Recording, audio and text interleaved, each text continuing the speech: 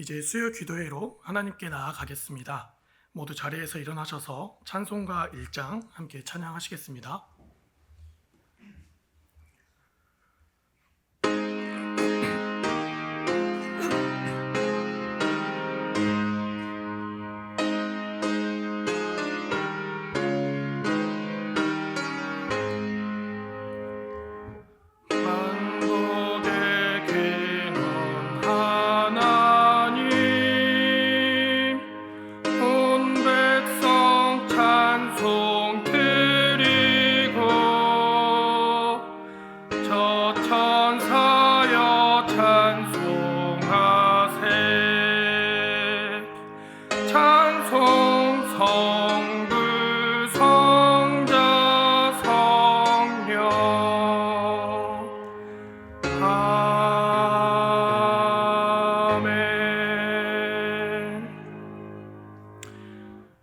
은혜로우신 하나님, 이 시간 성령께서 역사하여 주셔서 우리가 말씀 안에서 새롭게 살 수 있도록 인도하여 주시옵소서.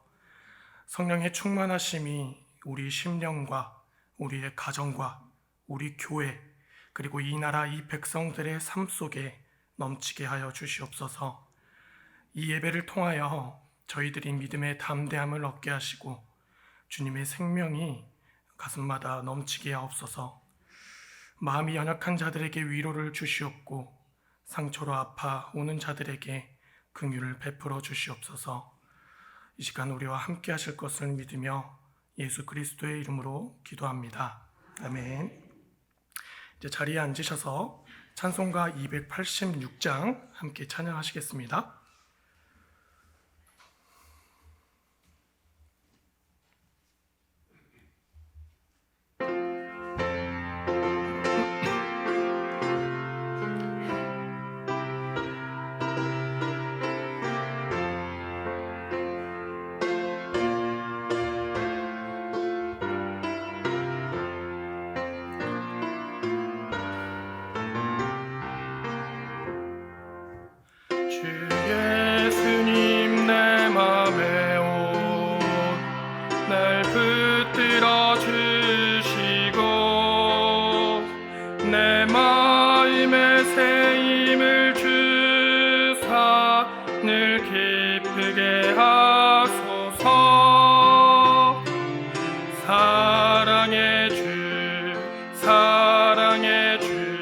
내 마음속에 찾아오사 내 모든 죄 사하시고 내 상한 맘 고치소서. 주 예수님 내 맘에 오사 내 소원 다하시고 내 무거운 짐 맡아주사 참 평안을 주소서. 사랑의 주 내 마음속에 찾아오사 내 모든 죄 사하시고 내 상한 맘 고치소서. 주 예수님 내 맘에 오사 날 정결케 하시고 긴 은혜를 내 맘에 채워 늘 충만케 하소서. 사랑의 주 내 마음속에 찾아오사 내 모든 죄 사하시고 내 상한 맘 고치소서. 주 예수님 내 맘에 오사 내 길 인도하시고 주 성령을 내 맘에 채워 늘 충만케 하소서.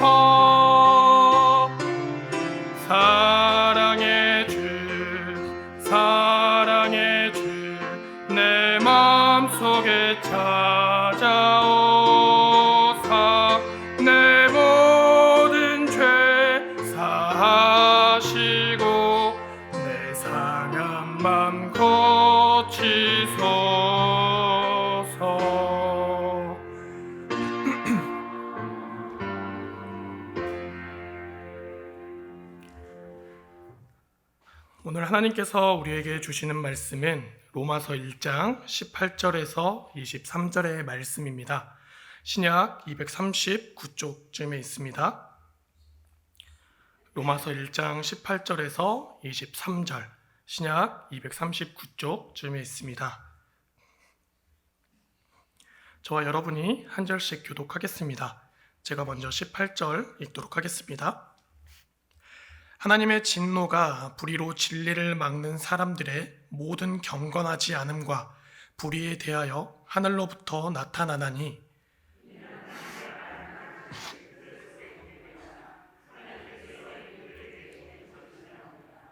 창세로부터 그의 보이지 아니하는 것들 곧 그의 영원하신 능력과 신성이 그가 만드신 만물에 분명히 보여 알려졌나니 그러므로 그들이 핑계하지 못할지니라.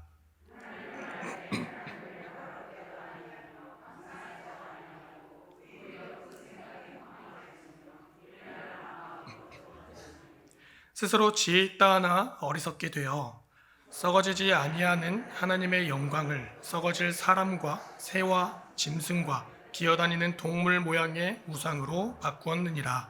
아멘. 우리가 함께 읽은 이 로마서는 복음의 정수를 담고 있는 책으로 수많은 신학자와 목회자들의 사랑을 받은 책입니다.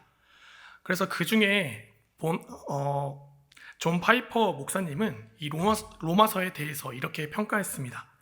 성경 가운데 기독교 복음을 가장 잘 집대성해 놓은 책이다 라고 말이죠. 이런 평가에 걸맞게 바울은 로마서의 시작부터 하나님의 복음을 선포하고 있습니다. 그리고 로마서의 주제라고 할 수 있는 16절과 17절을 보면 복음과 복음에 나타난 하나님의 의에 대해서 이야기하고 있지요. 함께 로마서 1장 16절에서 17절 말씀을 읽어보도록 하겠습니다. 내가 이 복음을 부끄러워하지 아니하노니 이 복음은 모든 믿는 자에게 구원을 주시는 하나님의 능력이 됨이라. 먼저는 유대인에게요 그리고 헬라인에게로다. 복음에는 하나님의 의가 나타나서 믿음으로 믿음에 이르게 하나니 기록된 바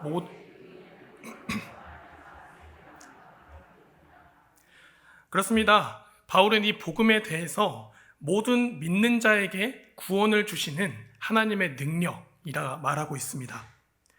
여기서 모든 믿는 자는 누구를 뜻하겠습니까? 여기서 모든 믿는 자는 모든 유대인과 헬라인을 의미합니다. 뿐만 아니라 시공간을 초월한 모든 사람을 의미하기도 하지요. 2000년 전 과거 팔레스타인 땅에서 일어났던 그 십자가 사건이 한국 땅에서 현재를 살아가는 우리에게도 구원을 주시는 하나님의 능력이 될 수 있는 것은 무엇 때문이겠습니까? 그것은 바로 이 복음에 나타나고 있는 하나님의 의 때문입니다. 하나님의 의는 모든 사람에게 공평하고 공정하게 나타납니다. 그래서 복음은 믿음으로 믿음에, 즉 이 사람에게서 저 사람에게로, 또한 과거에서 현재의 우리에게, 또한 미래로까지 전해지게 되는 것이죠. 그리고 이어지는 18절의 말씀에서 바울은 하나님의 진노에 대해서 이야기를 하고 있습니다. 조금 뜬금없게 생각이 드시지 않습니까? 하나님의 복음과 그 복음에 나타난 하나님의 의에 대해 설명하던 바울은 갑자기 18절에 들어가며 하나님의 진노를 이야기하는 것이죠. 그래서 뭔가 맥락이 끊기고 17절과 18절이 서로 상반된 것을 이야기하는 것처럼 느껴집니다. 하지만 이 17절과 18절 사이에는 한글 성경에는 번역되지 않은 접속사가 있습니다. 바로 왜냐하면 이라는 접속사인데요. 이 접속사가 있음으로 인해서 17절에서 바울이 말했던 하나님의 의가 자세하게 설명되고 있음을 알고 있습니다. 바울이 말하는 하나님의 진노는 하나님의 의를 좀 더 명확하게 풀어내기 위해 제시한 것이죠. 바울이 복음에 나타난 이 복음과 복음에 나타난 하나님의 의를 설명함에 있어 하나님의 진노를 이야기하는 것은 첫째로 우리에게 하나님의 구원을 말하는 이 복음이 필요한 이유는 바로 우리 모든 사람이 하나님의 진노를 받은 사람들이기 때문입니다.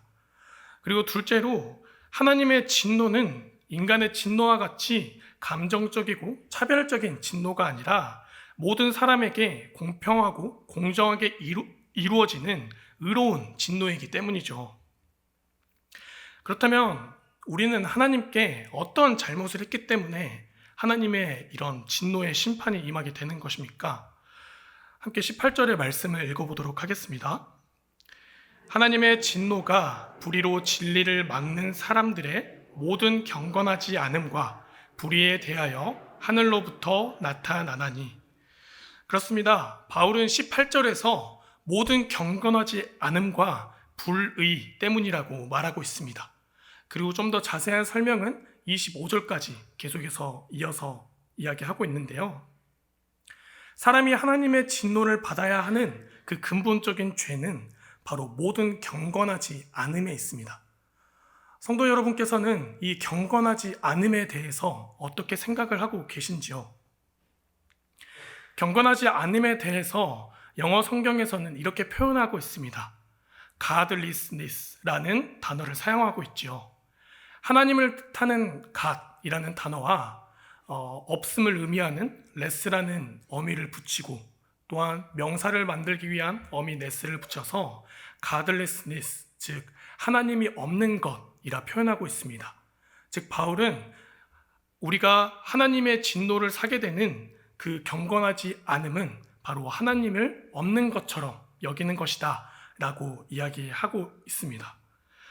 그래서 시편 14편 1절의 시편 기자는 이 어리석은 자들이 그의 마음에 하나님이 없다 하는도다 라 고백하기도 하지요.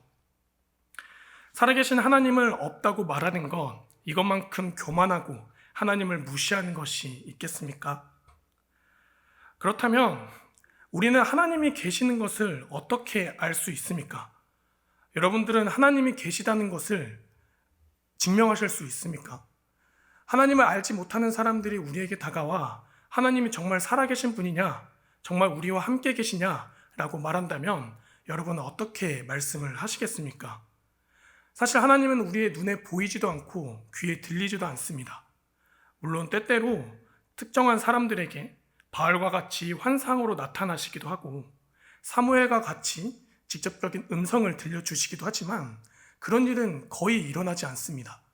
대부분의 사람들은 죽을 때까지 하나님을 직접 눈으로 보거나 귀로 듣는 일은 결코 일어나지 않지요. 그래서 사람이 정말 하나님을 알 수 있는가라는 이 질문에 대해서 신학자들 사이에서도 논쟁이 일어나기도 했습니다. 칼바르트와 에밀 브루너라는 신학자 사이에 논쟁이 일어나게 되는데 이 칼바르트라는 신학자는 인간은 타락했기 때문에 하나님을 절대 알 수 없다라고 주장하기도 했습니다. 그리고 그 반대편에서 브루너는 인간이 아무리 부패한다 할지라도 하나님을 아는 지식이 그 마음에 있기 때문에 우리는 하나님을 알 수 있다라고 주장했죠. 여러분은 어떻게 생각하십니까? 우리는 부패했기 때문에 하나님을 알 수 없다고 생각하십니까? 아니면 그럼에도 불구하고 하나님의 은혜로 우리는 하나님을 알 수 있다라고 생각을 하십니까? 사실 우리의 생각보다는 하나님의 말씀에서 어떻게 기록하고 있는지가 중요하겠죠. 그래서 이에 대해 성경은 이렇게 기록하고 있습니다. 로마서 1장 19절의 말씀을 함께 읽어보겠습니다. 이는 하나님을 알만한 것이 그들 속에 보임이라 하나님께서 이를 그들에게 보이셨느니라. 인간은 본능적으로 하나님을 아는 지식이 그 안에 있다라고 성경은 말하고 있습니다. 그리고 이에 대해 깔뱅은 이렇게도 말하는데요. 깔뱅은 인간의 이성 속에 하나님의 계시가 들어있음을 강조합니다. 그리고는 하나님께서 하나님에 대한 지식을 날마다 새롭게 하기 위해 신성한 물방울을 우리 마음에 떨어뜨려 주셔서 자연적인 본성에 의해서 하나님을 인식하게 된다라고 말하죠. 고대로부터 인간은 그 명칭만 달리했을 뿐 초월자의 존재에 대해 인식하고 있었습니다. 그래서 신을 찾는 종교의 모습은 어느 나라, 어느 민족 할 것 없이 다 나타나게 되지요. 아이가 태어나며 본능적으로 엄마, 아빠를 찾는 것처럼 인간은 본능적으로 하나님을 아는 지식이 그 안에 있다는 것입니다. 또한 이어지는 20절에서 바울은 이렇게 말합니다. 함께 로마서 1장 20절의 말씀을 읽어보겠습니다.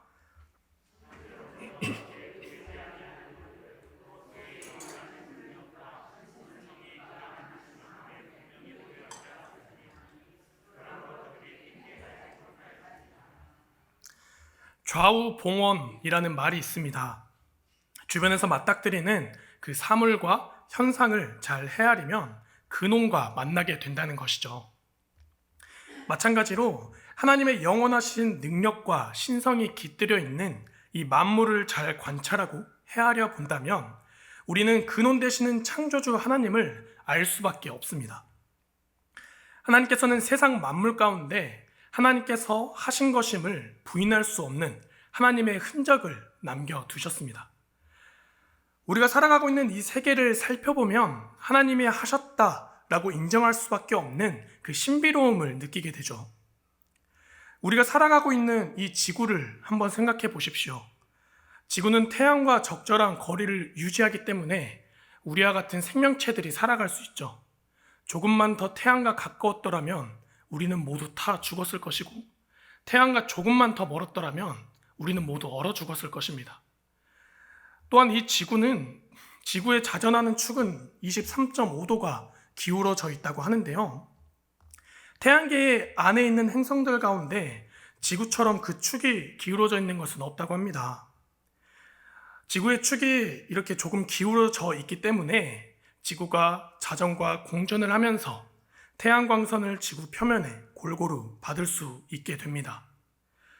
또한 지구와 달의 관계를 보면 어떻습니까? 달에 의해 바다에서 일어나는 그 밀물과 썰물이 없었더라면 모든 해변이 악취가 나는 쓰레기장으로 변했을 겁니다. 아마 그로 인해 사람도 살 수 없게 되었겠죠. 물론 이렇게 멀리 가지 않더라도 우리 주변만 보아도 하나님의 신비로운 능력을 알 수 있습니다. 저는 올해 들어 이 꽃을 좋아하게 됐습니다. 그래서 벚꽃이 필 무렵부터 밤마다 이 집 주변을 산책을 하고 있는데요. 꽃 구경을 하며 이제 길을 걷다 보면 어느새 집과 멀리 떨어진 곳까지 헤매고 있는 제 자신을 발견하게 됩니다. 처음에는 바람에 흩날리는 벚꽃잎의 아름다움에 홀려서 이곳저곳을 떠돌아 다녔습니다. 그런데 이 벚꽃잎이 모두 질 무렵부터는 이 라일락 꽃의 향기가 제 마음을 홀리기 시작을 했습니다. 그래서 제가 살고 있는 식사동 일대를 누비게 되었는데 어느덧 이 라일락의 향기가 조금씩 옅어지기 시작하더니 아카시아 향이 나기 시작하는 겁니다. 아, 이렇게 또 향기로운 꽃이 있었구나 라는 사실을 또 깨닫게 되었습니다. 그리고 그 향기로웠던 아카시아 꽃까지 저물어 갈 무렵에는 우리가 많은 사람들이 좋아하는 이 붉은빛 장미의 아름다움에 매료되게 되었죠. 전에는 몰랐는데 이 꽃에 관심을 가지고 살아가다 보니 어떻게 때마다 이렇게 색다른 아름다움을 가지고 형형색색 피어날 수 있을까? 어떻게 코끝을 찌르는 이 아름다운 향기가 이 거리마다 풍겨날 수 있을까? 이 자연의 신비에 놀라게 되었습니다. 그리고 그 하나하나 가지고 있는 그 독특한 개성은 적절하게 혼자 튀지도 않고 적절히 조화를 이루며 세상을 수놓고 있는 것을 보게 되었죠. 하나님의 일하심이 없었더라면, 하나님이 계획하신 그 놀라운 섭리가 없었더라면 결코 있을 수 없는 일이라는 것을 깨닫게 되었습니다. 참 아름다워라 라는 그 찬양의 가사를 작곡했던 뱁콩 목사님의 그 고백처럼 하나님의 이 아름다움, 신비를 찬양할 수 있게 되었습니다. 이 외에도 우리가 살아가는 이 세상을 잘 돌아보면 모든 만물 가운데 남겨진 하나님의 흔적들을 발견하게 됩니다. 그래서 바울은 인간의 본능과 자연 만물을 통해 드러나는 이 수많은 증거들을 통해서 인간이 하나님을 알지 못한다는 그런 핑계를 댈 수 없다라고 이야기하고 있죠. 그래서 세상에 하나님은 없다, 신은 없다라고 주장하는 무신론자들이 많이 있지만 그것은 그저 그들이 하나님을 거부하는 것일 뿐 있을 수 없는 일이라는 것입니다. 물론 하나님을 믿는 우리 그리스도인들에게 이 하나님의 계심에 대해 설명하는 것은 의미 없는 일일지도 모르겠습니다. 우리는 모두 하나님의 살아계심과 그분의 역사하심을 믿고 있기 때문이죠. 하지만 그렇기 때문에 우리에게 하나님의 진노는 더 크게 임할 수도 있습니다. 로마서 1장 21절에서 23절의 말씀을 함께 읽겠습니다. 하나님을 알되 하나님을 영화롭게도 아니하며 감사하지도 아니하고 오히려 그 생각이 허망하여지며 미련한 마음이 어두워졌나니 스스로 지혜 있다 하나 어리석게 되어 썩어지지 아니하는 하나님의 영광을 썩어질 사람과 새와 짐승과 기어다니는 동물 모양의 우상으로 바꾸었느니라. 아멘. 여러분, 죄를 지어 재판을 받아 보셨습니까? 우리 주변을 보면 그들이 지은 죄 때문에 재판받는 모습을 볼 수 있습니다. 하지만 똑같은 범죄를 저질렀다 할지라도 형량은 다르게 나오게 되죠. 초범과 재범, 그리고 실수이냐 고의냐에 따라서 받게 되는 이 형벌의 무게는 달라지게 됩니다. 처음 죄를 지은 사람보다 잘못한 것을 알면서도 또 죄를 짓게 되는 사람은 더 큰 벌을 받게 됩니다. 그리고 모르고 실수로 저지른 죄인지 아니면 알면서도 고의로 저지른 죄인지에 따라 또 달라지게 되죠. 이것은 하나님 앞에서도 동일하게 적용됩니다. 누가복음 12장 47절 말씀을 보면 예수님께서 이렇게 말씀하시는데 주인의 뜻을 알고도 준비하지 아니하고 그 뜻대로 행하지 아니하는 종은 많이 맞을 것이요 라고 말씀합니다. 알면서 지은 죄가 얼마나 고약한 것인지 알 수 있는 말씀이죠. 웨스트민스터 소요일의 문답을 보면 사람의 제일 되는 목적에 대해서 이렇게 말하기도 합니다. 사람의 제일 되는 목적은 하나님을 영화롭게 하고 영원토록 그분을 즐거워하는 것이라 말합니다. 그런데 하나님을 아는 사람이 하나님을 영화롭게도 아니하며 감사하지도 않는다면 그것은 하나님이 없는 것처럼 여기는 것이고 더 큰 하나님의 진노를 부르게 된다는 것입니다. 우리가 하나님을 알면서도 영화롭게 하지 못하는 이유가 무엇입니까? 우리가 하나님을 믿는다고 고백하면서도 하나님을 영화롭게 하지 못해 더 큰 진노의 심판을 받게 되는 이유가 무엇입니까? 바울은 22절에서 스스로 지혜 있다 생각하는 것 때문이라 말하고 있습니다. 인간이 스스로 지혜 있다 여기는 것은 바로 죄의 본질이죠. 창세기 3장에서 뱀이 여자를 유혹할 때 무엇이라 말하는지 기억하십니까? 뱀은 여자에게 이렇게 말합니다. 너희의 눈이 밝아져서 하나님과 같이 되어 선과 악을 분별하게 될 것이다 라고 말을 하고 있습니다. 하나님을 두려워하며 하나님의 뜻에 순종하는 것이 아니라 내 스스로 옳게 여기는 것을 따라 가짜 지혜를 따르게 되는 것을 말하고 있습니다. 이것이 바로 죄의 본질이고 우상 숭배의 첫걸음이 되는 것이죠. 바울은 이어서 우상 숭배에 대해서 이야기하고 있는데 이 우상 숭배의 특징이 무엇입니까? 사람의 마음에 옳고 편한 대로 섬기는 것이 바로 우상 숭배의 첫걸음입니다. 하나님은 인격적인 신이라 요구하시는 게 참 많습니다. 그렇지 않습니까? 유대인들이 하나님의 율법을 정리했을 때 614가지에 지켜야 할 것과 하지 말아야 할 것이 있다고 하지요. 그래서 하나님을 가까이 모시고 살아간다는 것은 우리에게 너무나 부담스럽고 힘든 일로 느껴집니다. 그래서 28절에서는 저희가 마음에 하나님을 두기 싫어한다 라고 말하기도 합니다. 하나님을 믿는 우리가 그리스도인 된 우리가 어떤 형상화된 우상을 만들어 섬기지는 않지요. 그러나 하나님을 영화롭게 하지 아니하는 우상의 형태는 매우 교묘하게 우리 안에 나타나고 있음을 우리는 기억해야 합니다. 때로는 하나님을 향한 열심이라 생각하는 것들이 하나님을 영화롭게 하는 것이 아니라 나를 드러내는 우상의 형태가 되기도 한다는 것을 우리는 기억해야 합니다.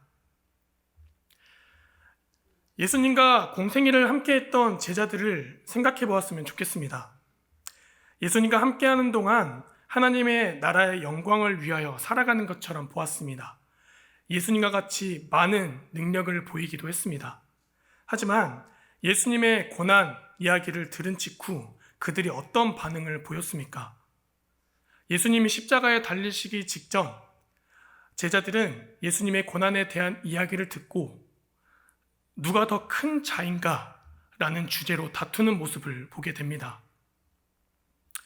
혹시 우리 안에도 이 제자들과 같은 우상의 모습을 품고 있는 것은 아닌지 한번 돌아보았으면 좋겠습니다.